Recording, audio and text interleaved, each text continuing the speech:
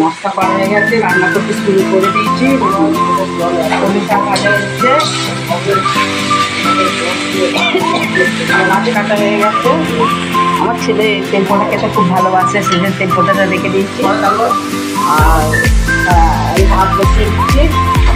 বন্ধুরা দেখো, আজকে সামনে তো চিকেন হবে, চিকেন এখনো পরিষ্কার করা হয়নি, চিকেন হবে। তারপর যখন চিকেনটা রান্না করবো তোমাদের দেখাবো। হ্যাঁ বন্ধুরা, বাই।